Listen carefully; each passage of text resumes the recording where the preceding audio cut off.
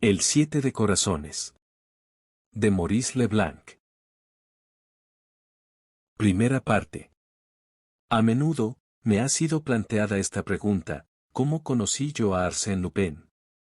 Nadie duda que le conozco.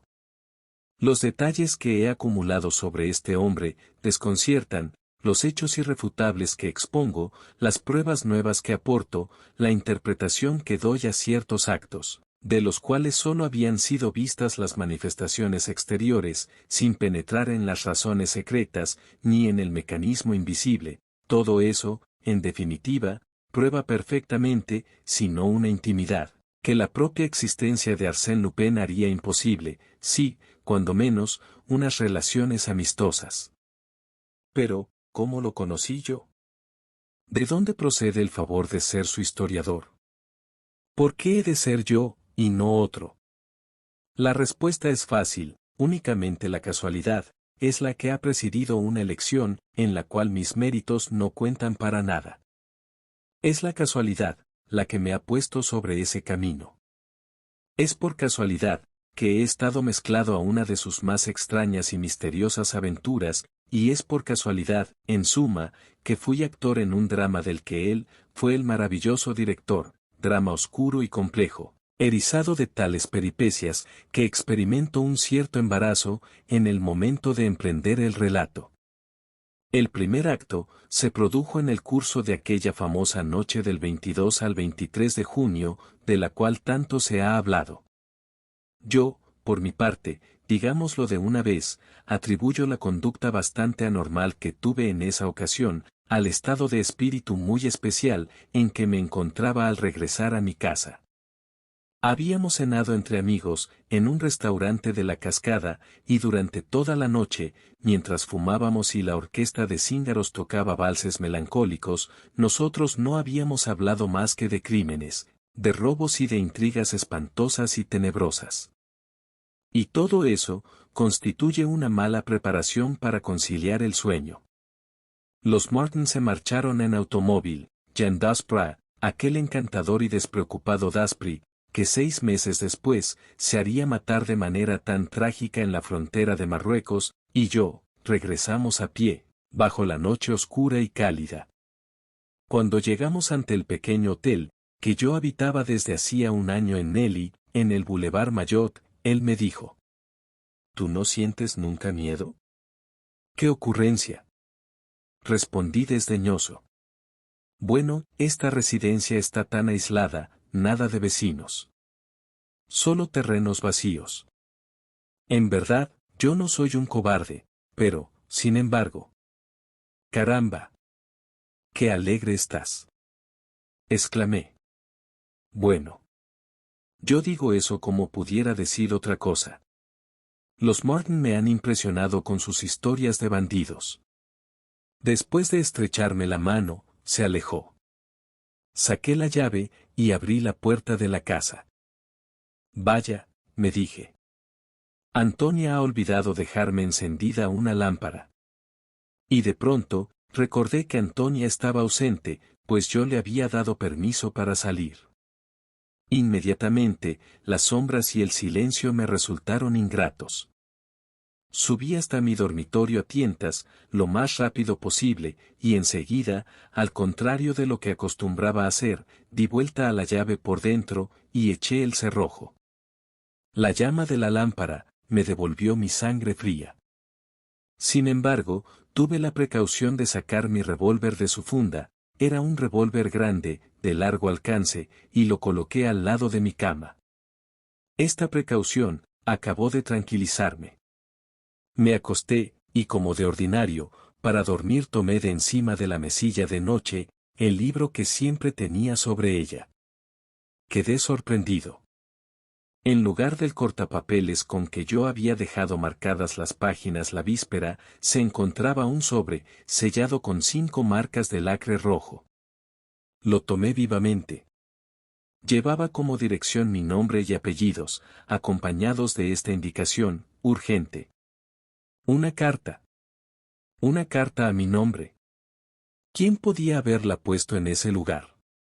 Un poco nervioso, desgarré el sobre y leí lo siguiente: a partir del momento en que usted haya abierto esta carta, ocurra lo que ocurra, oiga lo que oiga, no se mueva, no haga ningún ademán, no lance ningún grito. Si no, está usted perdido. Quizá no soy un héroe, pero tampoco soy un cobarde, y como cualquier otro, sé hacerle frente al peligro real, o sonreír a los peligros quiméricos que se apoderan de nuestra imaginación. Pero, repito, me encontraba en un estado de espíritu anormal, y por ello más fácilmente impresionable, y con los nervios a flor de piel. Y además, no había en todo eso, algo de desconcertante y de inexplicable, que hubiera sobrecogido al alma más intrépida. Mis dedos apretaban febrilmente el papel, y mis ojos releían sin cesar las palabras amenazadoras. No haga ningún ademán, no lance ningún grito, si no, está usted perdido. Vaya, pensé yo, se trata de alguna broma, de una farsa estúpida. Estuve a punto de echarme a reír, y hasta sentí deseos de reírme en voz alta. ¿Qué me lo impedía? ¿Qué temor impreciso me comprimía la garganta? Cuando menos, apagaría la lámpara. Pero no pude soplar la llama. Ni un ademán, o usted está perdido, decía la nota.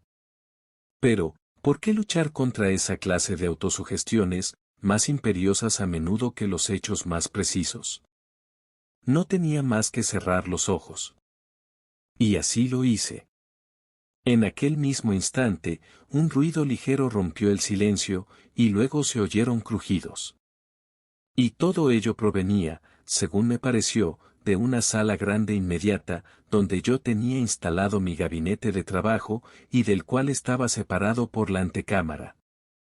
La proximidad de un peligro real, me sobrecitó, y tuve la sensación que iba a levantarme, echar mano al revólver y precipitarme en la sala. Pero no me levanté, frente a mí, una de las cortinas de la ventana se había movido. Ya no cabían dudas. ¿Se movía aún? Y vi claramente que entre las cortinas de la ventana, en ese espacio demasiado estrecho, había una figura humana, cuyo volumen impedía que la tela cayera vertical. Y aquel ser, me estaba viendo también, estaba seguro de que me veía, a través del tejido muy fino de la cortina. Y entonces, lo comprendí todo. Mientras los demás se llevaban el botín, su misión consistía en mantenerme quieto.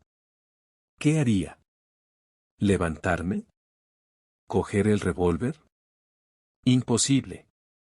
Él se hallaba allí, agazapado, y al menor ademán, al menor grito, yo estaba perdido. Un violento golpe sacudió la casa, seguido de otros pequeños golpes, dados de 2 en 2 o de 3 en 3, semejantes a los de un martillo que cae sobre un clavo y que rebota. O cuando menos, eso era lo que yo me imaginaba, en la confusión que dominaba mi cerebro. Otros ruidos se entrecruzaron con aquellos, en un verdadero tumulto, probándome que los intrusos no se preocupaban en absoluto por mi presencia en la casa, y operaban con toda seguridad. Y tenían razón, pues yo no me movía en absoluto. ¿Era cobardía? No, más bien una anulación, una impotencia total para mover uno solo de mis miembros. Era igualmente prudencia, porque, a fin de cuentas, ¿para qué luchar? Detrás de aquel hombre, que me vigilaba tras la cortina, había otros 10 que acudirían a su llamada. ¿Iba yo a arriesgar mi vida, para salvar unos pocos tapices y objetos de valor? Y ese suplicio duró toda la noche. Suplicio intolerable, angustia terrible. El ruido había terminado, pero yo no cesaba de esperar que volviese a empezar de nuevo. ¿Y aquel hombre? El hombre que me vigilaba con el arma en la mano. Mi mirada espantada no se apartaba de él. Y mi corazón latía apresuradamente, y el sudor brotaba de mi frente y de todo mi cuerpo. Y de pronto, un bienestar inexplicable me invadió, el carro de un lechero, cuyo rodar me era bien conocido, pasó por la calle, y con ello sentí la impresión de que el alba se deslizaba entre las cerradas persianas, y que la luz del día exterior se mezclaba ya a las sombras. Y el día penetró, por fin, en mi dormitorio. Y pasaron otros carros. Y todos los fantasmas de la noche se desvanecieron. Entonces, saqué un brazo fuera de la cama, lentamente, con cautela. Frente a mí, nada se movió. Clavé mis ojos en el pliegue de la cortina, en el lugar exacto donde era preciso apuntar, tomé cuenta exacta de los movimientos que yo debía ejecutar, y rápidamente, empuñando mi revólver, disparé. Salté fuera de la cama con un grito de liberación, y corrí a la cortina. La tela estaba perforada y el vidrio agujereado. En cuanto al hombre, no había podido alcanzarle, por la sencilla razón de que allí no había nadie. Absolutamente nadie. Y así había sido toda la noche. Yo había permanecido atemorizado durante horas, por un pliegue de la cortina. Y en todo ese tiempo, los malhechores habrían desvalijado mi casa. Rabiosamente, con un impulso que nada hubiera podido detener, di vuelta a la llave en la cerradura, abrí la puerta, crucé la antecámara, abrí la otra puerta, y me precipité en la sala. La estupefacción me dejó clavado sobre el suelo, anhelante, aturdido, más sorprendido todavía de lo que había quedado, al comprobar la ausencia del individuo tras la cortina. De un solo vistazo, pude comprobar que nada había desaparecido. Todas las cosas que yo suponía robadas, muebles, tapices, terciopelos y sedas antiguos, todas esas cosas, estaban en sus respectivos lugares. Era un espectáculo incomprensible. No creía lo que veía. Pero entonces, ¿y aquel estrépito, aquellos ruidos como de mudanza?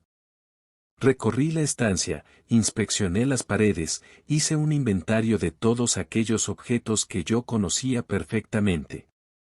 Nada faltaba. Y lo que me desconcertaba más, es que tampoco revelaba que por allí hubieran pasado malhechores, ningún indicio, ni una silla fuera de su sitio, ninguna huella. Vamos, vamos, me dije, cogiéndome la cabeza entre las manos. Yo no estoy loco. Yo oí claramente los ruidos. Pulgada a pulgada, siguiendo los procedimientos de investigación más minuciosos, examiné la sala. Todo fue en vano. O más bien, ¿podía yo acaso considerar aquello como un descubrimiento? Sobre una pequeña alfombra persa, tirada en el suelo, recogí una carta, un naipe de juego. Era un 7 de corazones, semejante a todos los 7 de corazones de los juegos de cartas francesas, pero que llamó mi atención por un detalle bastante curioso. La punta extrema de cada una de las 7 marcas rojas en forma de corazón, estaba perforada, tenía un agujero, la forma de agujero, redondo y regular, que hubiera podido practicarse con la punta de un punzón. Eso era todo. Un naipe, y una carta encontrada dentro de un libro. Y fuera de eso, nada. ¿Acaso era bastante para afirmar que yo no había sido víctima de un sueño? Durante todo el día, proseguí mis investigaciones en el salón. Era una estancia grande, en desproporción con la pequeñez del hotel, y cuya ornamentación atestiguaba el extraño gusto de quien la había concebido. El piso era de mosaico, compuesto de piedrecitas multicolores, formando anchos dibujos simétricos. Y ese mismo mosaico cubría las paredes, dispuesto en paneles, alegorías de Pompeya, composiciones bizantinas, frescos de la Edad Media. Un Bacó cabalgaba sobre un tonel. Un emperador, coronado de oro y con la barba florida, tenía una espada en la mano derecha. En lo alto, un poco a la manera de un taller de artista, se abría la única y amplia ventana. Esta ventana, que estaba siempre abierta durante la noche, es probable que constituyera el punto por donde los hombres habían entrado, con ayuda de una escalera. Pero tampoco en esto tenía ninguna certidumbre. Los montantes de la escalera hubieran debido dejar huellas sobre el suelo del patio, pero allí no había ninguna. La hierba del terreno vacío que rodeaba el hotel debiera presentar huellas de pisadas recientes, pero tampoco. Confieso que no se me ocurrió en absoluto el acudir a la policía, dado que los hechos que yo hubiera necesitado exponer resultaban inconsistentes y absurdos. Se hubieran burlado de mí. Pero 2 días después, era mi día de crónica en el periódico, donde yo escribía entonces. Obsesionado por mi aventura, la conté del principio al fin. El artículo no pasó inadvertido, pero comprendí que nadie lo tomaba en serio, y que era considerado más como una fantasía, que como una historia real. Los Martin se mofaron de mí. No obstante, Daspry, que no carecía de cierta competencia en estas materias, vino a verme, hizo que le explicase el asunto y lo estudió, sin conseguir, por otra parte, mayor éxito en la empresa. Pero una de las mañanas siguientes, sonó el timbre de la puerta del jardín, y Antonia vino a comunicarme que había un señor que deseaba hablar conmigo. No había querido dar su nombre. Le rogué que subiera. Era un hombre de unos 40 años, muy moreno, de rostro enérgico, y cuyas ropas limpias, pero muy usadas, revelaban una preocupación por la elegancia, que contrastaba con sus maneras más bien vulgares. Sin preámbulo alguno, me dijo, con voz rasgada y con un acento que me confirmaba la situación social del individuo. Señor, encontrándome de viaje, y estando en un café, cayó bajo mis ojos el Gilblas. Leí su artículo. Me ha interesado, mucho. Se lo agradezco, dije. Y he venido, continuó el hombre. Ya veo, repuse, algo impaciente. Sí, para hablar con usted. ¿Todos los hechos que usted ha contado en el periódico son exactos? Absolutamente exactos, respondí. ¿No hay ni uno solo que no sea invención de usted? Insistió aquel hombre. Ni uno solo, aseveré. En ese caso, quizá yo tenga informes que proporcionarle. Le escucho a usted, dije, con cierta desconfianza. No, repuso el individuo. ¿Cómo que no? Exclamé. Antes de hablar, dijo él, es preciso que yo compruebe si sus datos son exactos. ¿Y qué pretende hacer para comprobarlo? Pregunté. Es preciso que yo permanezca solo en esta estancia. Le miré con sorpresa. No comprendo muy bien, dije. Es una idea que se me ha ocurrido, al leer su artículo, prosiguió el desconocido. Ciertos detalles establecen una coincidencia verdaderamente extraordinaria con otra aventura que la casualidad me ha revelado. Y si me he equivocado, es preferible que yo guarde silencio. Y el único medio de saberlo es que yo me quede solo. ¿Qué se ocultaba bajo semejante propuesta? Más tarde, he recordado que, al formularla, el hombre tenía un aire inquieto, una expresión de carácter ansioso. Pero, por el momento, aunque un tanto sorprendido, yo no encontraba nada de particularmente anormal en su exigencia. Y además, aquella curiosidad me estimulaba. Respondí. Muy bien. ¿Cuánto tiempo necesita usted? 3 minutos, no más. De aquí a 3 minutos, iré a reunirme con usted. Salí de la estancia. Una vez abajo, saqué mi reloj. Pasó 1 minuto. 2 minutos. ¿Por qué me sentía oprimido? ¿Por qué aquellos instantes me parecieron más solemnes que otros? 2 minutos y medio. 2 minutos y 3/4. Y de pronto, sonó un disparo. En 2 zancadas subí los peldaños y entré. Lancé un grito de horror.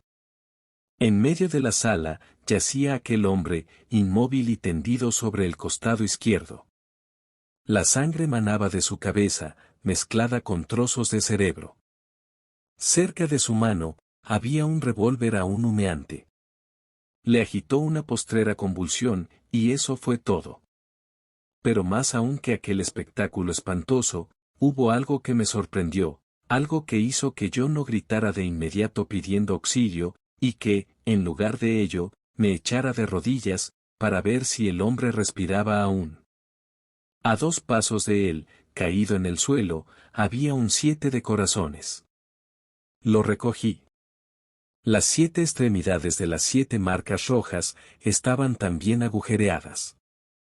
Media hora después, llegó el comisario de policía de Neuilly, y luego, el médico forense, y enseguida el jefe de seguridad, señor Dudouis. Yo me había guardado mucho de tocar el cadáver. Nada podía falsear las primeras comprobaciones. Aquellas fueron breves, tanto más, cuanto que, en un principio, nada se descubrió, o muy poca cosa. En los bolsillos del muerto, no había documento alguno, en sus ropas ningún nombre o marca, y en su ropa interior ninguna inicial. En suma, ni un solo indicio capaz de revelar su identidad. Y en la sala, reinaba el mismo orden que antes. Los muebles no habían sido movidos de sus lugares, y todos los objetos continuaban en su misma posición. Y sin embargo, aquel hombre no había venido a mi casa con la intención de matarse, porque él juzgara que mi domicilio le convenía mejor que cualquier otro para su suicidio.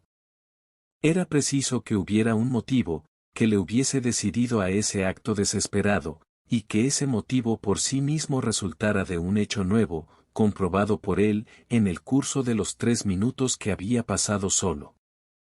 ¿Qué hecho era ese? ¿Qué había visto él? ¿Qué le había sorprendido?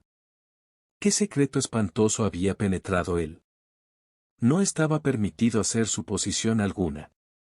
Pero, en el último instante, se produjo un incidente que nos pareció de un interés extraordinario. En el momento en que 2 agentes se agachaban, para levantar el cadáver y llevarlo sobre una camilla, se dieron cuenta de que la mano derecha, hasta entonces cerrada y crispada, se había distendido, y que de ella caía una tarjeta de visita toda arrugada. Esa tarjeta decía lo siguiente: George Andermatt, calle de Berry, 37. ¿Qué significaba esto? George Andermatt era un importante banquero de París, fundador y presidente de esa fábrica de metales, que ha dado tamaño impulso a las industrias metálicas de Francia. Vivía a lo grande, poseía berlina inglesa, automóvil, y una cuadra de caballos de carrera.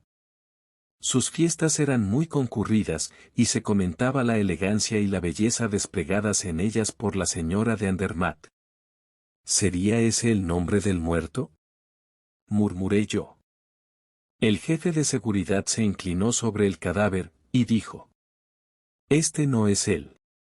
El señor Andermatt es un hombre pálido, y con los cabellos un poco grisáceos. ¿Y entonces esta tarjeta?, pregunté. ¿Tiene usted teléfono, señor? Sí, está en el vestíbulo. Si tiene la bondad de acompañarme. Dudouis buscó en la guía telefónica, y pidió el número 415-21. ¿Está en casa el señor Andermatt? Haga el favor de decirle, que el señor Dudouis le ruega que venga a toda prisa, al número 102 del Boulevard Maillot. Es urgente. 20 minutos después, el señor Andermatt bajaba de su automóvil. Le fueron expuestas las razones que hacían necesaria su intervención, y luego fue llevado ante el cadáver. Experimentó un segundo de emoción que contrajo su rostro, y en voz baja, como si hablase contra su voluntad, dijo: «Es Stefan Barin». ¿Le conocía usted?, preguntó el jefe de seguridad. No, quiero decir sí, pero solamente de vista, contestó el banquero. A él, y a su hermano. ¿Tiene un hermano? Sí, Alfred Barin. Su hermano vino en cierta época a pedirme, no sé a propósito de qué. ¿Dónde vive? Los 2 hermanos vivían juntos, en la calle Provence, creo yo. ¿Y usted no sospecha qué razones llevaron a este hombre a suicidarse? No. Sin embargo, esta tarjeta que tenía en la mano, es la de usted, señor Andermatt, con su dirección. No comprendo nada. Esto no es más que una casualidad, que la instrucción del sumario nos explicará. Una casualidad, en todo caso, muy curiosa, pensaba yo, y comprendí que todos experimentábamos la misma impresión. Leyendo los periódicos de la época, se vería que la familia de aquel joven avisó a la policía, y que ésta temió por el joven, y realizó una investigación. Pero no se llegó a ningún resultado, y en general, quedó admitido que Louis Lacombe, que tenía fama de muchacho original y fantástico, había salido de viaje sin avisar a nadie. Aceptemos esa hipótesis, bastante inverosímil. Pero se plantea una pregunta de importancia capital para nuestro país. ¿Qué se hizo de los planos del submarino? ¿Se los llevó consigo Louis Lacombe? ¿Fueron destruidos? De la investigación muy seria, a que nosotros nos hemos entregado, resulta que esos planos existen. Los hermanos Varenne los tuvieron en su poder. ¿Cómo? Nosotros no hemos podido todavía comprobar eso, lo mismo que tampoco sabemos, porque no trataron más pronto de venderlos. ¿Acaso temían que se les preguntara cómo los tenían ellos en su poder? En todo caso, ese temor no ha persistido, y con toda certidumbre podemos afirmar esto: los planos de Louis Lacombe son ahora propiedad de una potencia extranjera, y estamos en condiciones de publicar la correspondencia intercambiada a este propósito entre los hermanos Varenne y el representante de esa potencia. En la actualidad, el 7 de corazones imaginado por Louis Lacombe es llevado a la realidad por nuestros vecinos. La realidad responderá a las previsiones optimistas de aquellos que han estado mezclados a esta traición. Nosotros tenemos, para esperar lo contrario, razones que el acontecimiento, y bien quisiéramos creerlo así, no engañará a nadie. Y una postdata añadía: última hora. Nuestras informaciones particulares nos permiten anunciar que las pruebas del 7 de corazones no han sido satisfactorias. Es probable que en los planos entregados por los hermanos Varenne faltara el último documento presentado por Louis Lacombe al señor Andermatt la noche de su desaparición, documento indispensable para la comprensión total del proyecto, especie de resumen en el que se encuentran las conclusiones definitivas, los cálculos y las medidas contenidas en los otros papeles. Sin ese documento, los planos son imperfectos, lo mismo que sin los planos dicho documento resulta inútil. Por consiguiente, es todavía tiempo de proceder y de volver a entrar en posesión de lo que nos pertenece. Para esta misión, muy difícil, contamos mucho con la ayuda del señor Andermatt. Tendrá como un deber el explicar la conducta inexplicable que ha observado desde un principio. Deberá decir, no solamente porque no ha contado lo que sabía en el momento del suicidio de Stéphane Varenne, sino también porque no ha revelado nunca la desaparición de los papeles, de la que él tenía conocimiento. Deberá decir por qué, desde hace 6 años, mandaba vigilar a los hermanos Varenne por agentes a sueldo. Esperamos de él no palabras, sino actos. De lo contrario, que se atenga a las consecuencias. La amenaza era brutal. Pero, ¿en qué consistía? ¿Qué medio de intimación poseía Salvador, autor anónimo del artículo sobre el señor Andermatt? Una nube de reporteros asedió al banquero, y 10 entrevistas con él expresaron el desdén con el cual había respondido a aquel emplazamiento. Visto lo cual, el Eco de France respondió con 3 líneas: el señor Andermatt, lo quiera él o no, es desde ahora nuestro colaborador en la obra que nosotros emprendemos. El día que apareció esta réplica, Daspry y yo cenamos juntos. Por la noche, con los periódicos colocados sobre mi mesa, discutimos el asunto y lo examinamos bajo todos los aspectos, con esa irritación que se experimentaría, teniendo que caminar indefinidamente en las sombras, tropezando siempre con los mismos obstáculos. Y esa impresión, volví a observarla en los periódicos del día siguiente, así como en todos aquellos de mis amigos, con quienes hablé de mi aventura.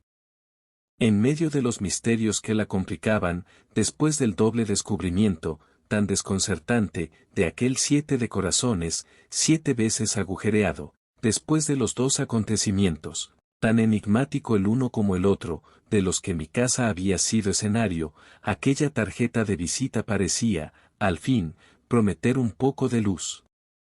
Por ella se llegaría a la verdad. Pero, contrariamente a todas las previsiones, el señor Andermatt no proporcionó ninguna indicación. Yo he dicho todo lo que sabía, repetía él. ¿Qué más quieren? Yo soy el primero en sentirme estupefacto, por el hecho de que esa tarjeta haya sido encontrada allí, y soy el primer interesado en que ese punto quede aclarado. Pero no fue aclarado. La investigación estableció que los hermanos Varenne, suizos de origen, habían llevado bajo distintos nombres una vida muy agitada, frecuentaban las casas de juego, y mantenían relaciones con toda una banda de malhechores, de los cuales se ocupaba ya la policía, y que se había dispersado, después de una serie de robos, en los cuales su participación no fue comprobada más tarde. En el número 24 de la calle Provence, donde los hermanos Varenne habían, en efecto, vivido 6 años antes, ignoraban que había sido de ellos. Confieso que, por mi parte, este asunto me parecía tan embrollado, que no creía en absoluto en la posibilidad de una próxima solución, que ni siquiera esperaba ya. Por el contrario, Jean Daspry, a quien yo vi muy a menudo en esa época, se apasionaba por el suceso cada día más. Fue él, quien me señaló este eco publicado en un periódico extranjero, y que toda la prensa reproducía y comentaba. Se va a proceder, en presencia del emperador, y en un lugar que se mantendrá en secreto hasta el último minuto, las primeras pruebas de un submarino, que deberá revolucionar las condiciones de la guerra naval. Una indiscreción nos ha revelado el nombre del submarino, se llama el 7 de Corazones. ¿El 7 de Corazones? ¿Era esta una coincidencia fortuita? ¿O bien debería pensarse en una relación entre ese submarino y los incidentes que hemos hablado? Pero, ¿una relación de qué naturaleza? Lo que aquí ocurría, no podía en modo alguno ligarse a lo que pasaba allá. ¿Qué sabes tú?, me decía Daspry. Los efectos más dispares, provienen a menudo de una causa única. 2 días después, nos llegó otra noticia que decía. Se afirma que los planos del 7 de Corazones, el submarino cuyas pruebas van a realizarse inmediatamente, han sido ejecutados por ingenieros franceses. Esos ingenieros, habiendo solicitado en vano la ayuda de sus compatriotas, se dice que se dirigieron luego, sin mayor éxito, al almirantazgo inglés. Damos estas noticias con la mayor reserva. No me atrevo a insistir sobre unos hechos de naturaleza tan delicada, y que, como se recordará, provocaron una emoción tan considerable. No obstante, puesto que todo peligro de complicación ha sido eliminado ya, es preciso hablar del artículo publicado por el Eco de France, que entonces causó tanto ruido, y que arrojó sobre el asunto del 7 de Corazones, como se le llamaba, alguna claridad, aunque confusa. He aquí el artículo, tal como apareció bajo la firma de un tal Salvador. El asunto del 7 de Corazones. Se levanta una punta del velo. Seremos breves. Hace 10 años, un joven ingeniero de minas, Louis Lacombe, deseoso de consagrar su tiempo y su fortuna a los estudios que realizaba, presentó su dimisión y alquiló, en el número 102 del Boulevard Maillot, un pequeño hotel, que un conde italiano había hecho construir y decorar recientemente. Por intermedio de 2 individuos, los hermanos Varenne, de Lausanne, uno de los cuales le ayudaba en sus experimentos como preparador, mientras que el otro le buscaba socios, entró en relaciones con el señor George Andermatt, quien acababa de fundar las fábricas de metales. Después de varias entrevistas, consiguió interesarle en un proyecto de submarino, en el cual trabajaba, y quedó entendido que, una vez puesto a punto el invento, el señor Andermatt utilizaría su influencia para conseguir del Ministerio de Marina una serie de pruebas. Durante 2 años, Louis Lacombe frecuentó asiduamente el hotel de Andermatt y le presentó al banquero los perfeccionamientos que aportaba a su proyecto, hasta el día en que, ya considerándose satisfecho de su trabajo, pues había encontrado la fórmula definitiva que buscaba, le rogó a Andermatt que le ayudara a ponerlo en práctica. Ese día, Louis Lacombe cenó en casa de los Andermatt. Salió de la casa a eso de las 11:30 de la noche. Y desde entonces, nunca más volvió a ser visto. Leyendo los periódicos de la época, se vería que la familia de aquel joven avisó a la policía, y que ésta temió por el joven, y realizó una investigación.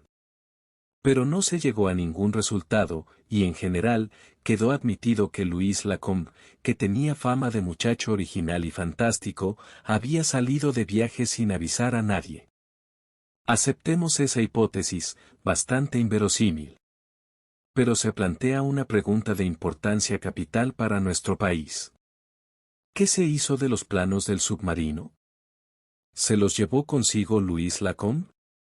¿Fueron destruidos? De la investigación muy seria, a que nosotros nos hemos entregado, resulta que esos planos existen. Los hermanos Varenne los tuvieron en su poder. ¿Cómo? Nosotros no hemos podido todavía comprobar eso, lo mismo que tampoco sabemos, porque no trataron más pronto de venderlos. ¿Acaso temían que se les preguntara cómo los tenían ellos en su poder? En todo caso, ese temor no ha persistido, y con toda certidumbre podemos afirmar esto: los planos de Louis Lacombe son ahora propiedad de una potencia extranjera, y estamos en condiciones de publicar la correspondencia intercambiada a este propósito entre los hermanos Varenne y el representante de esa potencia. En la actualidad, el 7 de corazones imaginado por Louis Lacombe es llevado a la realidad por nuestros vecinos. La realidad responderá a las previsiones optimistas de aquellos que han estado mezclados a esta traición. Nosotros tenemos, para esperar lo contrario, razones que el acontecimiento, y bien quisiéramos creerlo así, no engañará a nadie. Y una postdata añadía: última hora. Nuestras informaciones particulares nos permiten anunciar que las pruebas del 7 de corazones no han sido satisfactorias. Es probable que en los planos entregados por los hermanos Varenne faltara el último documento presentado por Louis Lacombe al señor Andermatt la noche de su desaparición, documento indispensable para la comprensión total del proyecto, especie de resumen en el que se encuentran las conclusiones definitivas, los cálculos y las medidas contenidas en los otros papeles. Sin ese documento, los planos son imperfectos, lo mismo que sin los planos dicho documento resulta inútil. Por consiguiente, es todavía tiempo de proceder y de volver a entrar en posesión de lo que nos pertenece. Para esta misión, muy difícil, contamos mucho con la ayuda del señor Andermatt. Tendrá como un deber el explicar la conducta inexplicable que ha observado desde un principio. Deberá decir, no solamente porque no ha contado lo que sabía en el momento del suicidio de Stéphane Varenne, sino también porque no ha revelado nunca la desaparición de los papeles, de la que él tenía conocimiento. Deberá decir por qué, desde hace 6 años, mandaba vigilar a los hermanos Varenne por agentes a sueldo. Esperamos de él no palabras, sino actos. De lo contrario, que se atenga a las consecuencias. La amenaza era brutal. Pero, ¿en qué consistía? ¿Qué medio de intimación poseía Salvador, autor anónimo del artículo sobre el señor Andermatt? Una nube de reporteros asedió al banquero, y 10 entrevistas con él expresaron el desdén con el cual había respondido a aquel emplazamiento. Visto lo cual, el Eco de France respondió con 3 líneas: el señor Andermatt, lo quiera él o no, es desde ahora nuestro colaborador en la obra que nosotros emprendemos. El día que apareció esta réplica, Daspry y yo cenamos juntos. Por la noche, con los periódicos colocados sobre mi mesa, discutimos el asunto y lo examinamos bajo todos los aspectos, con esa irritación que se experimentaría, teniendo que caminar indefinidamente en las sombras, tropezando siempre con los mismos obstáculos. Y de pronto, sin que mi sirviente me hubiera avisado, sin que el timbre de la puerta hubiera sonado, la puerta se abrió, y entró una dama cubierta con un espeso velo. Me levanté al instante y avancé hacia ella. Entonces me dijo: ¿Es usted quien vive aquí? Sí, señora, contesté. Pero, ¿cómo ha entrado usted? La puerta de la verja que da al bulevar no estaba cerrada, explicó. Pero, ¿y la puerta del vestíbulo? Repuse. Ella no respondió, y yo pensé que, seguramente, había dado la vuelta por la escalera de servicio. ¿Acaso conocía, entonces, el camino? Hubo un silencio un tanto embarazoso. Ella miró a Daspry. Aún contra mi voluntad, y conforme hubiera hecho en un salón, se lo presenté. Luego, le rogué que se sentara, y que me explicase el objeto de su visita. Se levantó el velo, y vi que era morena, de rostro regular, y si no muy bella, cuando menos poseedora de un encanto infinito, que provenía sobre todo de sus ojos, unos ojos graves y dolorosos. Dijo sencillamente: «Soy la señora Andermatt». ¿La señora Andermatt?, repetí yo, cada vez más sorprendido. Un nuevo silencio, y luego ella prosiguió con voz serena y un aire completamente tranquilo. «Vengo por razón de ese asunto, que usted sabe. He pensado, que yo podría quizá obtener de usted algunos informes». «Dios mío, señora. Yo no sé más, que lo que dicen los periódicos. Tenga la bondad de precisar, en qué puedo serle útil». «Yo no lo sé». Solo entonces, tuve la intuición de que su calma era ficticia y que, bajo aquel aire de entera seguridad, se ocultaba una gran turbación. Y nos callamos, sintiéndonos tan incómodo el uno como la otra. Sin embargo, Daspry, que no había cesado de observar, se acercó y le dijo: «¿Quiere usted, señora, permitirme el hacerle algunas preguntas?» «Sí», exclamó ella, «yo le contestaré». «Usted contestará, sean cuales sean esas preguntas». «Cualesquiera que sean las preguntas». Él reflexionó, y luego dijo: «¿Conocía usted a Louis Lacombe?» «Sí, lo conocía por mi marido». «¿Cuándo lo vio usted por última vez?» «La noche que él cenó en nuestra casa». «Y esa noche, nada le dio a usted que pensar, que le vería por última vez, que no le vería ya más?» «No». Él había hecho alusión a un viaje a Rusia, pero de una forma muy vaga. «Entonces, ¿contaba usted con volver a verle?» «Sí, 2 días después, para cenar». «¿Y cómo se explica usted esa desaparición?» «Yo no me la explico». «¿Y el señor Andermatt?» «Lo ignoro». ¿Está usted segura?» «No me interrogue sobre eso, por favor», respondió la señora Andermatt, con incomodidad.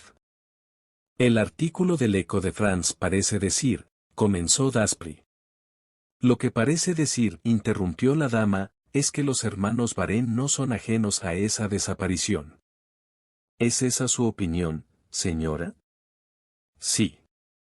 «¿En qué se apoya su convencimiento?» Cuando se despidió de nosotros, Louis Lacombe llevaba consigo una cartera de documentos que contenía todos los papeles relativos a su proyecto. 2 días después, se celebró una entrevista entre mi marido y uno de los hermanos Varenne, el que aún vive, en el curso de la cual, mi marido adquirió pruebas de que esos papeles estaban en poder de los 2 hermanos. ¿Y él no los denunció? No. ¿Por qué? Porque en la referida cartera se encontraba otra cosa, además de los papeles de Louis Lacombe.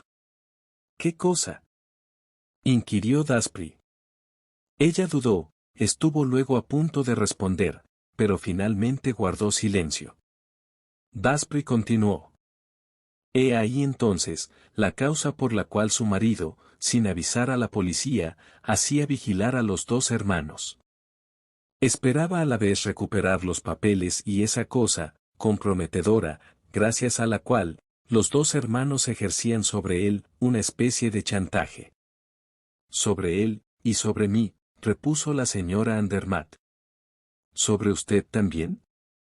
Preguntó Daspry. Sobre mí, principalmente. Ella, pronunció esas palabras con voz sorda. Daspry la observaba, dio unos pasos por la habitación y después, volviéndose hacia ella, dijo. ¿Usted le había escrito a Louis Lacombe? Sí, es cierto. Mi marido estaba en relaciones comerciales con él. Aparte de las cartas oficiales, interrumpió Daspry, ¿no le escribió usted a Lacombe otras cartas? Perdone mi insistencia, pero es indispensable que yo sepa toda la verdad. ¿Le escribió usted otras cartas? Muy azorada, y con el rostro ruborizado, ella murmuró. Sí. ¿Y son esas, las cartas que poseían los hermanos Varenne? Sí. ¿El señor Andermatt lo sabe, por consiguiente? Él, no las ha visto, pero Alfred Varenne le reveló su existencia, amenazándole con publicarlas, si mi marido procedía contra ellos. Mi marido tenía miedo, y retrocedió ante el escándalo. Pero su marido, puso todos los medios para arrancarles esas cartas. Sí, puso todos los medios, cuando menos, yo lo supongo así, pues a partir de esa última entrevista con Alfred Varenne, y después de algunas palabras muy violentas, de las cuales mi marido me puso al corriente, no volvió a haber entre mi marido y yo, ninguna confianza. Vivimos como dos extraños. En ese caso, si usted nada tiene que perder, ¿qué teme, señora Andermatt? Por muy indiferente que yo haya pasado a ser para mi marido, yo soy la mujer que él ha amado, la que él pudiera todavía amar. De eso yo estoy segura, murmuró ella con voz ardiente. Él me hubiera todavía amado, si no se hubiera apoderado de esas malditas cartas. ¿Cómo? Se sorprendió Daspry. ¿Acaso logró obtenerlas? Pero los dos hermanos, sin embargo, desconfiaban de él. Sí, e incluso alardeaban, al parecer, de tener un escondrijo seguro. ¿Entonces? Yo tengo motivos para creer que mi marido ha descubierto ese escondrijo. ¿Y dónde se encontraba ese escondrijo? Preguntó Daspry. Aquí. Al oír aquello, yo me estremecí. ¿Aquí? Exclamé. Sí, respondió la señora Andermatt, y yo lo había sospechado siempre. Louis Lacombe, hombre muy ingenioso, mecánico apasionado, se divertía en sus horas perdidas en hacer cajas de seguridad y cerraduras. Los hermanos Varenne debieron de sorprenderle, y en consecuencia, utilizaron uno de sus escondrijos, para ocultar allí las cartas, y otras cosas también, sin duda. Pero ellos no vivían aquí, exclamé yo. Hasta que usted llegó a esta casa, hace 4 meses, estuvo desocupada. Por tanto, es probable que ellos vinieran aquí, y además pensaron que la presencia de usted no les molestaría en absoluto, el día que necesitaran retirar todos sus papeles. Pero no contaban con mi marido, que la noche del 22 al 23 de junio, forzó la caja de seguridad y se apoderó de lo que él buscaba, y dejó su tarjeta para demostrarle bien a los dos hermanos, que ya no tenía por qué temerles más, y que los papeles se habían cambiado. 2 días más tarde, advertido por el artículo del periódico Gil Blas, Stefan Varenne se presentó en casa de usted a toda prisa, se quedó solo en la sala, encontró la caja vacía, y se suicidó. Después de un momento, Daspry preguntó. Eso es una simple suposición, ¿no es así? ¿El señor Andermatt no le dijo nada a usted? No. ¿Su actitud con respecto a usted no ha cambiado? ¿No le ha parecido a usted más sombrío, más preocupado? No. ¿Y usted cree que sería así, si él hubiera encontrado las cartas? Según mi opinión, él no las tiene. Para mí, no es él, quien ha entrado aquí. ¿Pero quién, entonces? El personaje misterioso que maneja este asunto, que tiene todos los hilos, y que lo dirige hacia un objetivo, que nosotros no hacemos sino entrever, a través de tantas complicaciones, ese personaje misterioso, cuya acción visible y todopoderosa se siente desde la primera hora. Es él y sus amigos, quienes han entrado en este hotel el 22 de junio, es él, quien ha descubierto el escondrijo, es él, quien ha dejado la tarjeta del señor Andermatt, es él, quien tiene en su poder la correspondencia y las pruebas de la traición de los hermanos Varenne. ¿Y quién es él? Interrumpí yo, con impaciencia. El corresponsal del Eco de France, exclamó Daspry. Ese tal Salvador. ¿No es eso de una evidencia cegadora? ¿No da en su artículo detalles, que solamente puede conocer el hombre que ha penetrado los secretos de los dos hermanos? En ese caso, balbuceó la señora Andermatt con miedo, él tiene igualmente mis cartas, y es él, a su vez, quien amenaza a mi marido. ¿Qué hacer, Dios mío? Escribirle, manifestó decididamente Daspry. Confiarse a él sin reservas, contarle todo lo que usted sabe, y todo cuanto pueda usted averiguar. ¿Qué dice usted? Exclamó alarmada la señora Andermatt. El interés de usted es el mismo que el suyo. Está fuera de duda, que él actúa contra el hermano Varenne que aún vive. No es contra el señor Andermatt con quien se enfrenta, sino contra Alfred Varenne. Ayúdele usted. ¿Y cómo? Preguntó la dama angustiada. ¿Su marido tiene ese documento que completa y permite utilizar los planos de Louis Lacombe? Sí. Avise usted a Salvador de ello. Y si fuera preciso, trate de conseguirle ese documento. En una palabra, póngase en comunicación con él. ¿Qué arriesga usted? El consejo era audaz, incluso peligroso a primera vista, pero la señora Andermatt no tenía elección. En efecto, como decía Daspry, ¿qué arriesgaba ella? Si el desconocido era un enemigo, esta gestión no agravaría la situación. Si era un extraño que perseguía un objetivo particular, no atribuiría a aquellas cartas más que una importancia secundaria.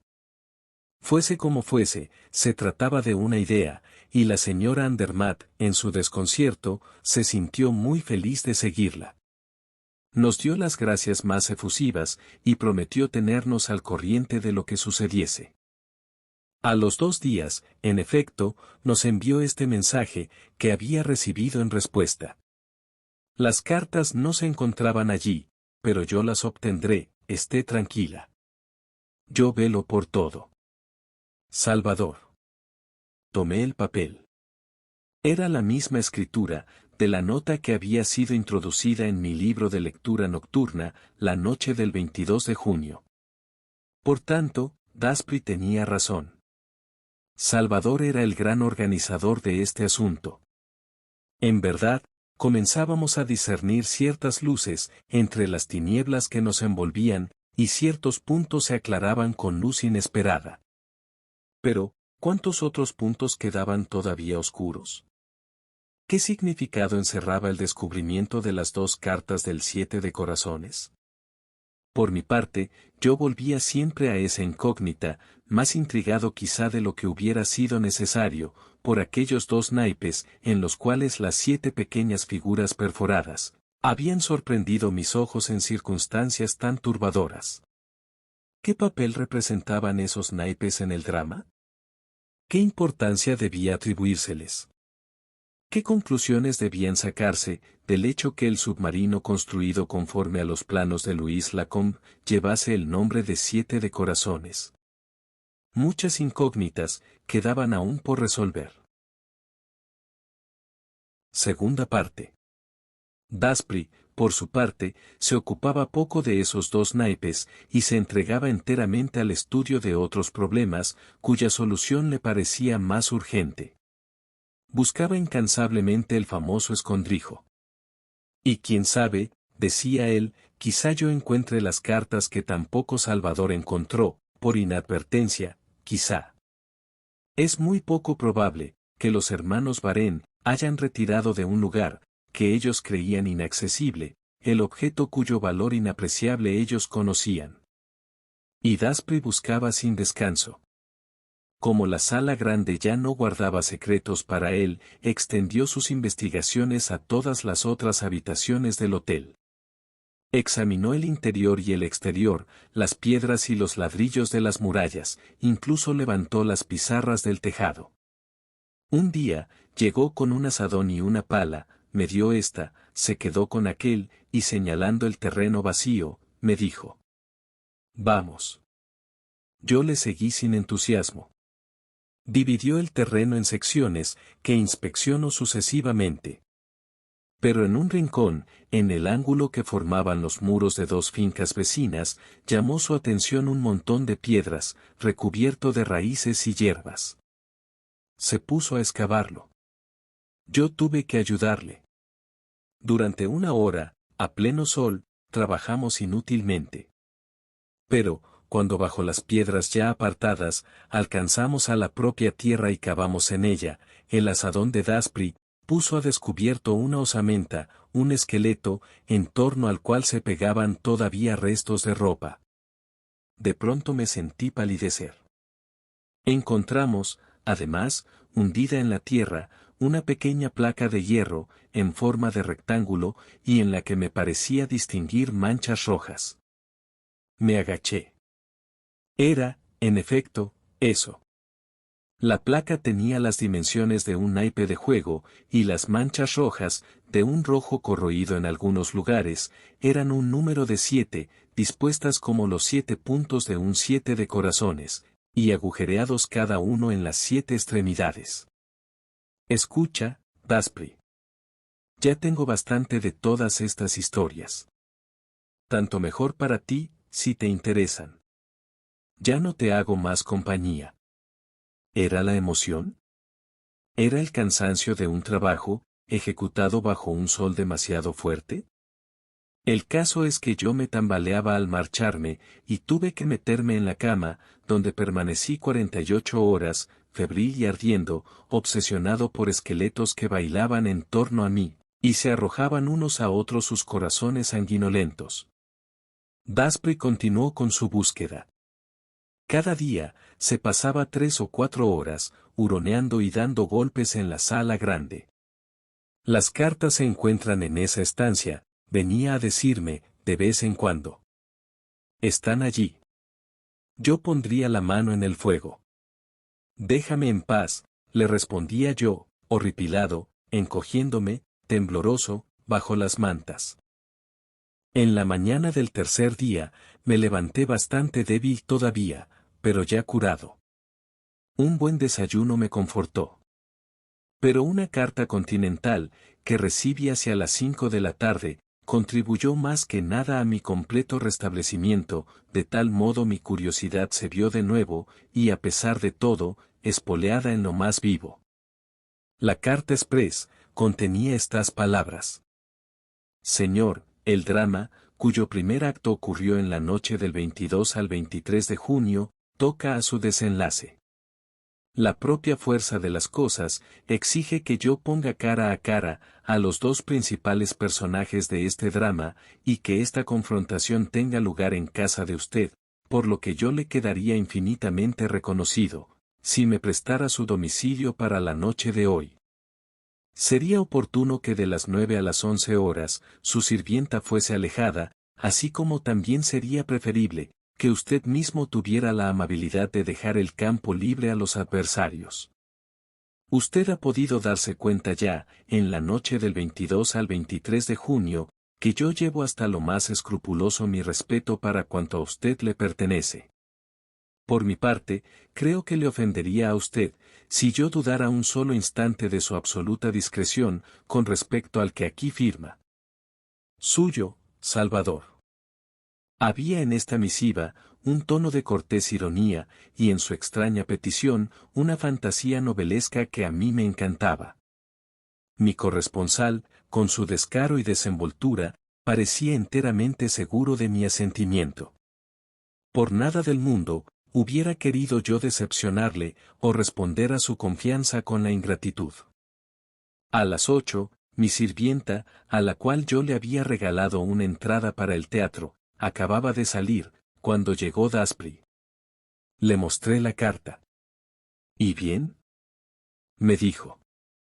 Pues voy a dejar la puerta del jardín abierta, para que puedan entrar. ¿Y tú te marchas? En modo alguno. Pero, te piden que no estés presente. Me piden discreción. Y yo seré discreto. Pero me siento tremendamente intrigado por ver lo que va a ocurrir. Daspry se echó a reír. Tienes razón, y yo me quedo también. Tengo el presentimiento que no nos aburriremos. El sonido del timbre le interrumpió. ¿Serán ellos ya?, murmuró. Con 20 minutos de anticipación. Imposible. Desde el vestíbulo, tiré del cordón que abría la puerta de la verja. Una silueta de mujer atravesó el jardín. Era la señora Andermatt. Parecía agitada, y en medio de sofocos balbució. Mi marido va a venir, tiene cita aquí, van a entregarle las cartas. ¿Cómo lo sabe usted?, le pregunté. Por una casualidad. Un recado que recibió mi marido durante la cena. ¿Una carta?, pregunté. Un mensaje telefónico, respondió la dama. El criado me lo entregó a mí por error. Mi marido lo tomó enseguida, pero ya era demasiado tarde. Yo lo había leído ya. ¿Usted lo había leído? ¿Y qué decía? Más o menos esto.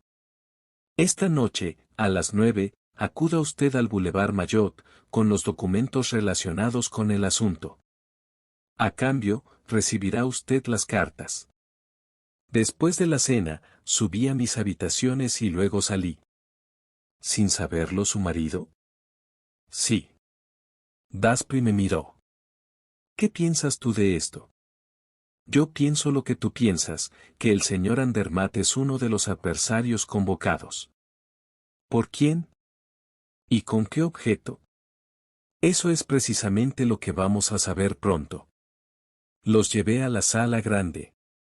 Podíamos, en último extremo, situarnos bajo el dintel de la chimenea y disimularnos detrás de la colgadura de terciopelo. Nos instalamos allí. La señora Andermatt se sentó entre nosotros dos. Por las rendijas de la cortina, toda la estancia estaba a nuestra vista. Sonaron las 9. Unos minutos más tarde, la puerta del jardín rechinó en sus goznes. Confieso que yo no dejaba de sentir una cierta angustia y que una nueva fiebre me excitaba. Estábamos a punto de conocer la clave del enigma. La desconcertante aventura, cuyas peripecias se desarrollaban ante mí, desde hacía semanas, iba por fin a adquirir un verdadero sentido, y era ante mis ojos que la batalla iba a librarse. Daspry tomó la mano de la señora Andermatt y murmuró. Sobre todo, no haga usted ningún movimiento. Oiga usted lo que oiga, o vea lo que vea, permanezca en el más absoluto silencio. Alguien entró. Reconocí enseguida, por su gran parecido con Stefan Baren, a su hermano Alfred. La misma forma de andar pesada, y el mismo rostro terroso, invadido por la barba. Penetró en la estancia, con el aire inquieto de un hombre, que tiene costumbre de temer a las emboscadas en torno a él, que las olfatea y las evita.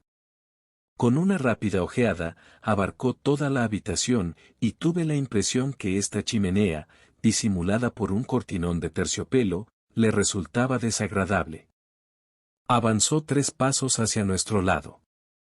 Pero una idea, sin duda más imperiosa, le desvió, pues cambió de dirección y se dirigió hacia la pared. Se detuvo ante la figura en mosaico del viejo rey, con la barba florida y la espada en la mano, y lo examinó largamente. Después, se subió a una silla, y sirviéndose de un dedo, siguió el contorno de los hombros de la figura, palpando en ciertas partes de la imagen. Pero, de pronto, saltó de la silla y se alejó de la pared. Se oyó un ruido de pasos aproximándose. En el umbral, apareció el señor Andermatt. El banquero lanzó un grito de sorpresa. ¿Usted? ¿Es usted quien me ha convocado? Yo. En absoluto, protestó Varén, con una voz quebrada, que me recordó la de su hermano. Es la carta de usted la que me hizo venir aquí.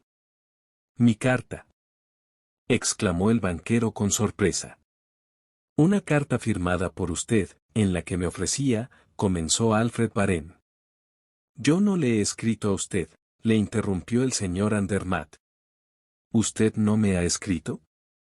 Instintivamente, Varén se puso en guardia, no en modo alguno contra el banquero, sino contra el enemigo desconocido, que le había atraído a aquella trampa.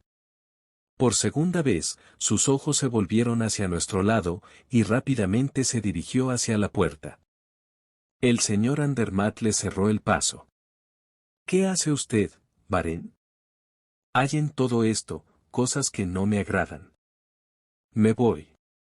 Buenas noches. Un momento, quiso detenerlo el banquero. Vamos, señor Andermatt, no insista usted, pues nada tenemos que decirnos. Nosotros tenemos mucho que decirnos, y esta ocasión es muy oportuna para ello. Déjeme usted pasar. No. Usted no pasará. Varén retrocedió, intimidado por la resuelta actitud del banquero, y masculló.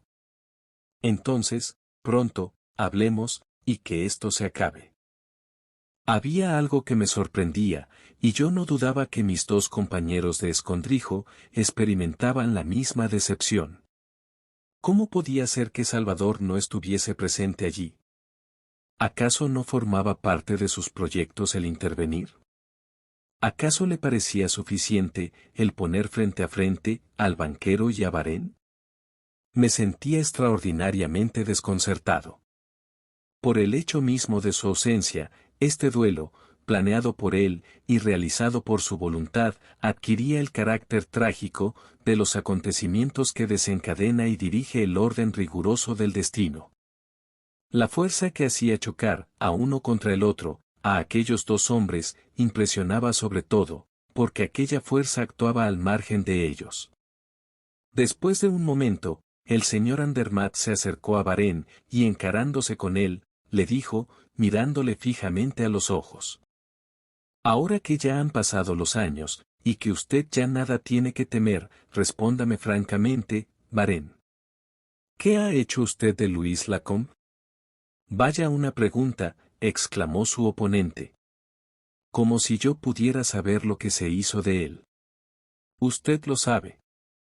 Su hermano y usted le seguían estrechamente los pasos, casi vivían en casa de él, en esta misma casa donde nos encontramos.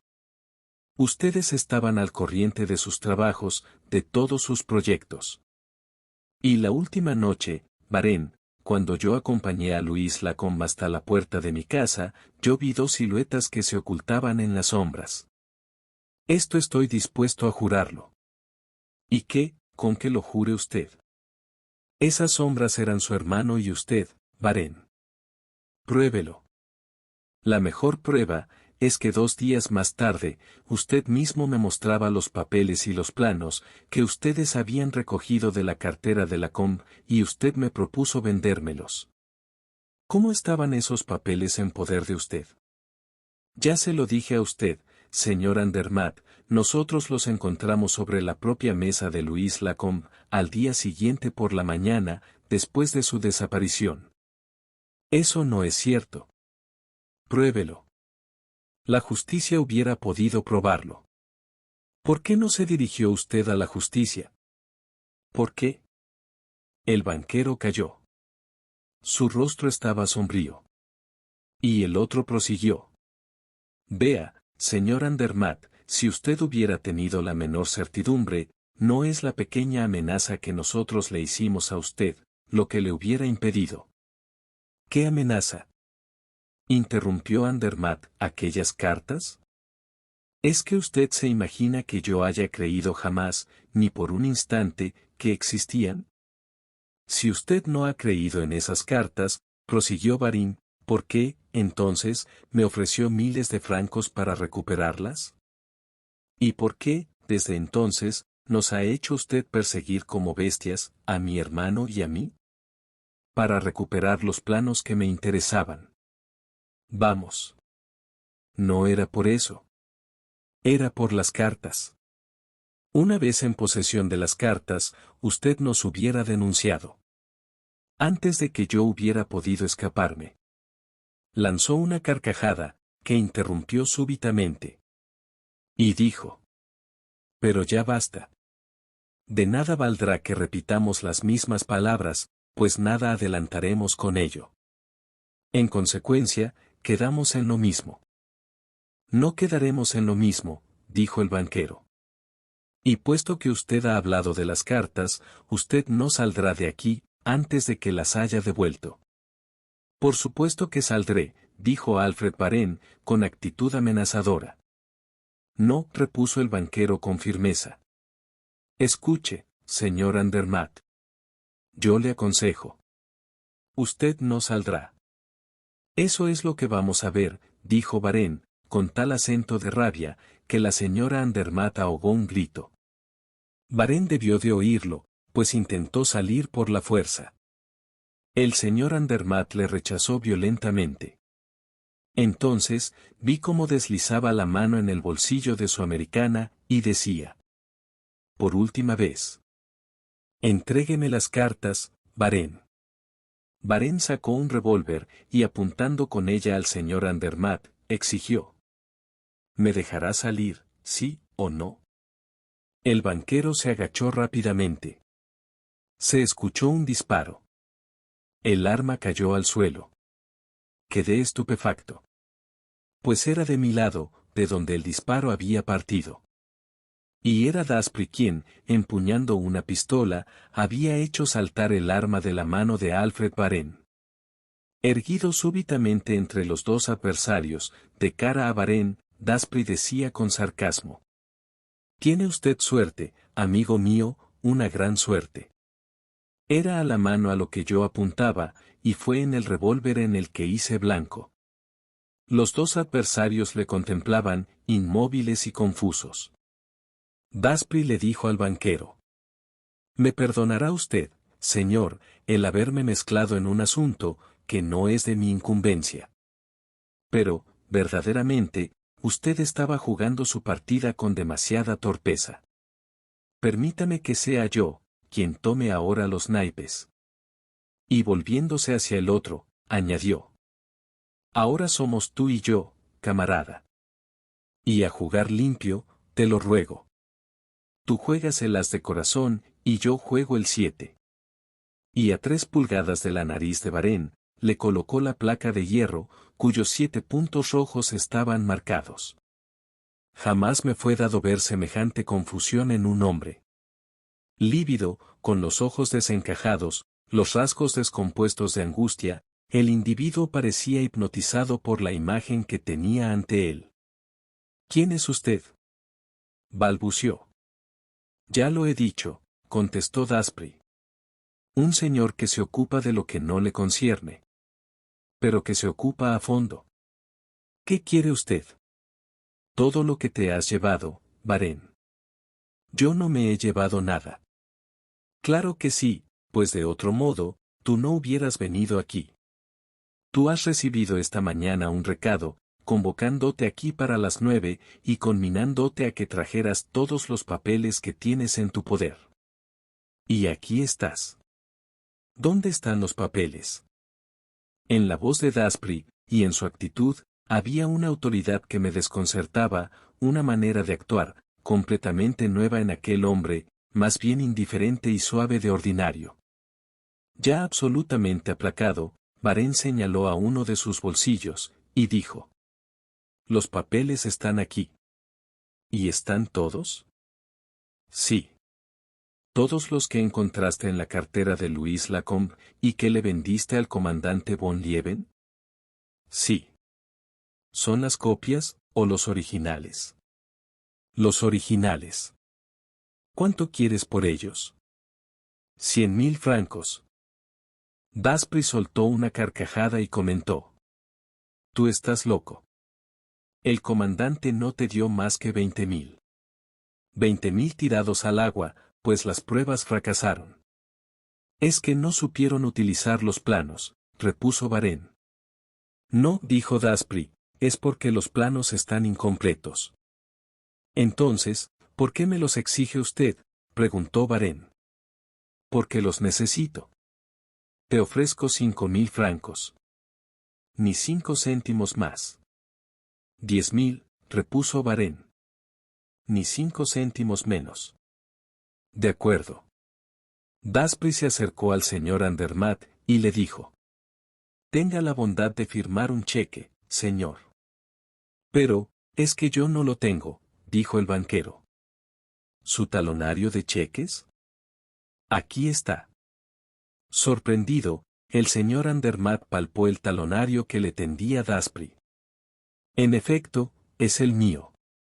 ¿Cómo es que lo tenía usted? Nada de palabras inútiles, interrumpió Daspry. Se lo ruego, señor Andermatt, usted no tiene más que firmar. El banquero sacó su estilográfica y firmó. Varén adelantó la mano. Baja tus patas, le dijo Daspry. Aún no hemos acabado. Y dirigiéndose al banquero, agregó. Había también unas cartas que usted reclamaba, ¿no es verdad? Sí, un paquete de cartas, respondió el banquero. ¿Dónde están, Varén? Yo no las tengo. ¿Dónde están, Varén? Repitió Daspry, con tono amenazador. No lo sé, respondió Varén, era mi hermano quien las tenía a su cargo. Están ocultas en esta estancia, dijo Daspry. En ese caso, usted sabrá dónde están, repuso Varén. ¿Cómo puedo saberlo yo?, preguntó Daspry. Usted parece estar tan bien informado, como Salvador, insinuó Varén. Las cartas no están en el escondrijo, dijo Daspry. Si están, insistió Varén. Ábrelo, ordenó Daspry. Varén lanzó una mirada de desafío. ¿Acaso Daspry y Salvador no serían una misma persona, como todo hacía suponer? Si era así, él no arriesgaría nada mostrando un escondrijo ya conocido. Si no, era inútil. Ábrelo, repitió Daspry. No tengo el 7 de corazones, repuso Varén. Sí, es este, dijo Daspry, tendiéndole la placa de hierro. Varén retrocedió aterrado, y exclamó. No, yo no quiero. No te preocupes por eso. Daspry se dirigió hacia el viejo monarca de la pared, con la barba florida, se subió a una silla, y aplicó el 7 de corazones por debajo de la espada, contra la empuñadura de la misma, de manera que los bordes de la placa recubrían exactamente los bordes del arma. Luego, con la ayuda de un punzón, que introdujo alternativamente en cada uno de los 7 agujeros, practicados en las extremidades de los 7 puntos que marcaban los corazones, presionó sobre las 7 piedrecitas correspondientes del mosaico. En la 7ª piedrecita incrustada en la pared, se soltó un resorte, y todo el busto del rey se abrió, descubriendo una ancha abertura, acondicionada como una caja fuerte, con revestimiento de hierro, y 2 tiras de acero brillante. Ya ves perfectamente, Varén, que la caja está vacía. En efecto. Entonces es que mi hermano debió de retirar las cartas. Daspry regresó cerca del individuo y le dijo. No juegues conmigo, a hacerte el más inteligente. Hay otro escondrijo. ¿Dónde está? No lo hay. ¿Es dinero lo que tú quieres? ¿Cuánto? 10.000. Señor Andermatt, ¿esas cartas valen 10.000 francos para usted? Sí, respondió el banquero con fuerte voz. Varén cerró la caja, tomó el 7 de corazones, no sin una visible repugnancia, y lo aplicó sobre la espada, exactamente en el mismo sitio de antes. Sucesivamente, hundió el punzón en las extremidades de los 7 corazones. Se soltó un nuevo resorte, pero esta vez, cosa inesperada, solo fue una parte de la caja la que se abrió, descubriendo otra pequeña caja, enclavada en el propio grosor de la puerta que cerraba la caja más grande. El paquete de cartas estaba allí, amarrado con una cuerda y sellado con lacre. Varén se lo entregó a Daspry. Este preguntó: ¿El cheque está listo, señor Andermatt? Sí. Y usted tiene también en su poder el último documento que poseía de Louis Lacombe y que completa los planos del submarino. Sí. Se realizó el intercambio. Daspry metió en su bolsillo el documento y el cheque y entregó el paquete al señor Andermatt. He aquí lo que usted quería, señor. El banquero dudó un momento, como si sintiera miedo de tocar aquellas páginas malditas que él había buscado con tanto empeño. Luego, con ademán nervioso, las tomó. A mi lado escuché un gemido. Tomé la mano de la señora Andermatt. Estaba helada. Daspry le dijo al banquero: Yo creo, señor, que nuestra conversación ha terminado. Y nada de agradecimientos, se lo suplico. Ha sido la casualidad solamente, la que ha querido que yo pudiera serle útil a usted. El señor Andermatt se retiró, llevándose consigo las cartas de su esposa a Louis Lacombe. Es maravilloso, exclamó Daspry, con aire de sentirse encantado. Todo se ha arreglado de la mejor manera posible. Ya no nos queda más que echar el cierre a nuestro asunto, camarada. ¿Tienes los papeles? Aquí están todos, dijo Varén. Daspry los compulsó, los examinó atentamente y los metió en su bolsillo. Perfecto, dijo Daspry, has mantenido tu palabra. Pero, comenzó Varén. Pero, ¿qué? Los 2 cheques, el dinero. Vaya. ¿Qué aplomo tienes, camarada? Exclamó Daspry. ¿Cómo te atreves a reclamar nada? Yo reclamo lo que se me debe, repuso Varén con brusquedad. Se te debe, entonces, algo por unos papeles que tú has robado, dijo Daspry. El individuo parecía estar fuera de sí. Temblaba de cólera, y tenía los ojos inyectados de sangre. El dinero, los 20.000, tartamudeó. Imposible, ya tengo en qué emplearlos, dijo Daspry con aplomo. El dinero. Repitió Varén, sacando inesperadamente de no sé dónde un puñal. Vamos, sé razonable y deja quieto tu puñal. Daspry le agarró del brazo tan brutalmente que el otro gritó de dolor. Daspry agregó: Vete, camarada, el aire de la calle te hará bien. ¿Quieres que te acompañe? Nos iremos juntos paseando por el jardín, y te mostraré un montón de piedras bajo el cual yace un cadáver.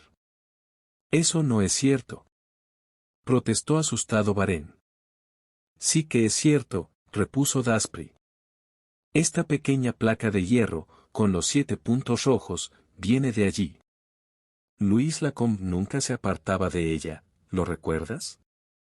Tu hermano y tú, la habéis enterrado junto con el cadáver del pobre Lacombe, y con otras cosas que le interesan enormemente a la justicia. Varén se cubrió el rostro con sus puños lleno de furia. Luego, recuperando su sangre fría, manifestó: Está bien. He perdido. No hablemos más. Sin embargo, una palabra más, una sola palabra. Quisiera saber algo. Te escucho, dijo Daspry. ¿Había en esa caja, en la más grande de las 2, una cajita? Sí. Cuando usted vino aquí en la noche del 22 al 23 de junio, ¿esa cajita estaba allí? Sí. ¿Y qué contenía? Todo lo que los hermanos Varén habíais encerrado en ella, una bonita colección de alhajas, diamantes y perlas, robados en distintos lugares por dichos hermanos. ¿Y usted los cogió? Caramba. Ponte tú en mi lugar. Entonces, ¿fue al comprobar la desaparición de la cajita, que mi hermano se suicidó? Probablemente. La desaparición de vuestra correspondencia con el comandante von Lieven no hubiera sido motivo suficiente. Pero la desaparición de la cajita. ¿Es eso todo lo que tenías que preguntarme, Varén? Todavía hay algo más, el nombre de usted. Daspry sonrió, y dijo. Lo dices, como si tuvieras la idea de tomarte la revancha algún día. Nunca se sabe, repuso Varén. La suerte cambia. Hoy usted es el más fuerte. Tal vez, mañana. El fuerte serás tú, concluyó Daspry. Así lo espero. ¿Su nombre? Arsène Lupin, respondió Daspry, para sorpresa de todos. ¿Arsène Lupin? Exclamó Varén. El individuo se tambaleó como si hubiera recibido un golpe con una masa. Se hubiera dicho que aquellas dos palabras le habían despojado de toda esperanza. Daspry se echó a reír. Caramba. ¿Acaso te imaginabas que un señor Durand, o un Dupont cualquiera, hubiese podido urdir toda esta hermosa trama? Vamos. Era preciso para ello, cuando menos, un Arsène Lupin. Y ahora que ya estás informado, camarada, vete a preparar tu revancha. Arsène Lupin te espera. Y sin decir una palabra más, le empujó afuera. Daspry. Grité yo, dándole todavía, y a pesar mío, el nombre bajo el cual yo le había conocido. Aparté el cortinón de terciopelo. Él, acudió. ¿Qué ocurre? La señora Andermatt se ha puesto enferma. Daspry se apresuró y le hizo respirar sales, pero al propio tiempo que la atendía, me interrogaba. Bueno. ¿Qué es lo que ha ocurrido? Las cartas, le contesté yo. Las cartas de Louis Lacombe que tú le entregaste a su marido. Daspry se dio una palmada en la frente. Claro. Y ella creyó que yo había hecho eso. Por supuesto, que ella podía haberlo creído. Soy un imbécil. La señora Andermatt, ya reanimada, escuchaba ávidamente. Daspry sacó de su cartera un pequeño paquete, parecido en todos sus detalles a aquel que se había llevado el señor Andermatt. He aquí sus cartas, señora, las verdaderas, dijo, entregándoselas a la dama. Pero, ¿y las otras? Repuso ella. Las otras son lo mismo que estas, pero copiadas de nuevo por mí, esta noche pasada, y cuidadosamente ordenadas. Su marido se sentirá tanto más feliz de leerlas, cuanto que no sospechará que haya habido una sustitución, puesto que todo pareció ocurrir delante de sus ojos. ¿Y la escritura? No hay ninguna escritura, que no pueda ser imitada.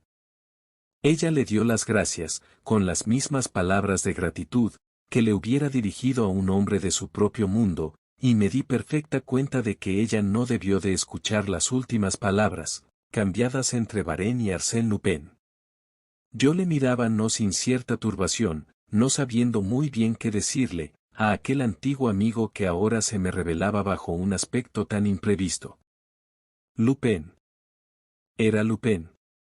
Mi camarada de círculo, no era otro que Lupin. No lograba serenarme. Pero, en cambio, él, con toda tranquilidad dijo. Ya puedes despedirte de Jean Daspry. ¿Cómo? Exclamé sorprendido. Sí, Jean Daspry sale de viaje. Yo le envío a Marruecos. Es posible que allí encuentre un fin digno de él.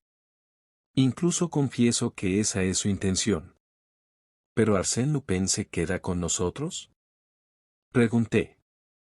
Desde luego. Más que nunca. Arsène Lupin no está sino al comienzo de su carrera, y puedes estar seguro de ello.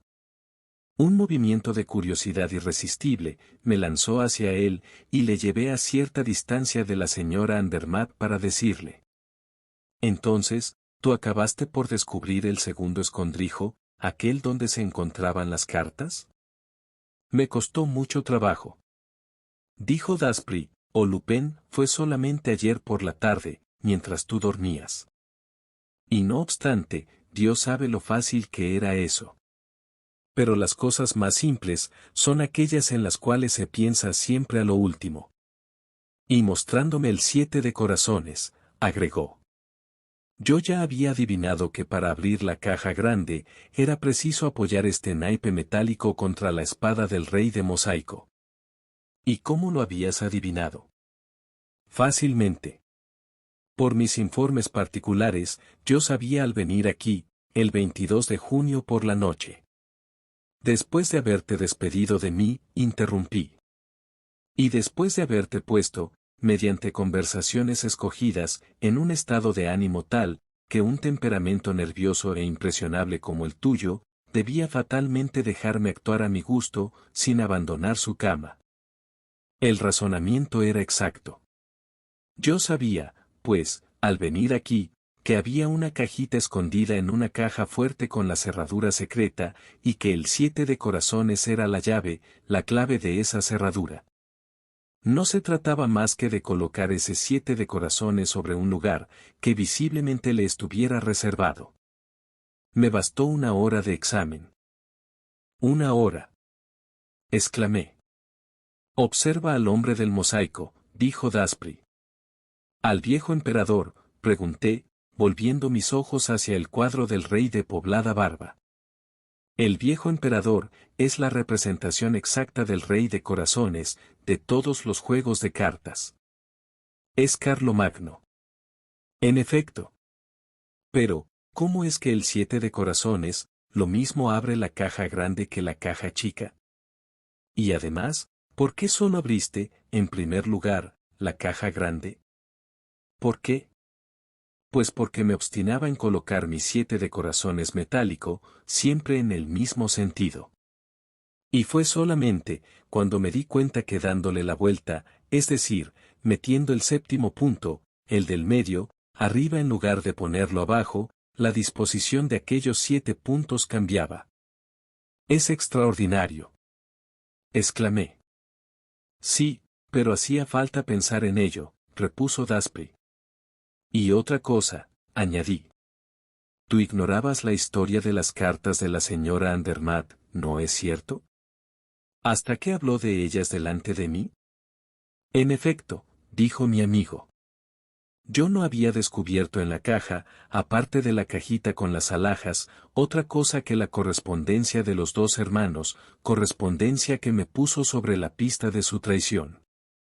En suma, fue por casualidad, que fuiste llevado al punto de poder reconstruir la historia de los dos hermanos, y luego, a buscar los planos y los documentos del submarino. Por casualidad. ¿Pero con qué objeto buscaste? Daspry me interrumpió, riendo. Dios mío. ¿Cómo te interesa este asunto? Me apasiona. Pues bien, dentro de unos momentos, cuando haya acompañado a la señora Andermatt y enviado al Eco de France lo que voy a escribir, regresaré y entonces entraremos en los detalles. Se sentó, y escribió una de esas pequeñas notas lapidarias, con las que se divertía la fantasía de este personaje. ¿Quién no recuerda el ruido que provocó esta, en el mundo entero?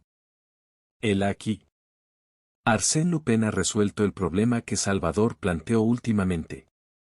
Dueño ya de todos los documentos y planos originales del ingeniero Louis Lacombe, ha hecho que sean puestos en manos del ministro de Marina. Con tal motivo, ha abierto una suscripción con objeto de ofrecer al Estado, el primer submarino construido conforme a esos planos. Y él, se ha puesto en persona, a la cabeza de esta suscripción, con la suma de 20.000 francos. ¿Los 20.000 francos de los cheques del señor Andermatt? Le dije yo, cuando me hubo dado a leer su escrito. Exactamente, respondió él, es equitativo que Varenne pague así, en parte, su traición. Y he aquí, como yo conocí a Arsène Lupin, y como supe que Jean Daspry, camarada de círculo, amistad mundana, no era otro que Arsène Lupin, ladrón y caballero. Así fue, como yo anudé unas relaciones de amistad, en extremo agradables, con nuestro gran hombre, y como, poco a poco, gracias a la confianza con que tuvo a bien honrarme, yo me he convertido en su muy humilde, muy fiel, y muy reconocido historiógrafo. Fin.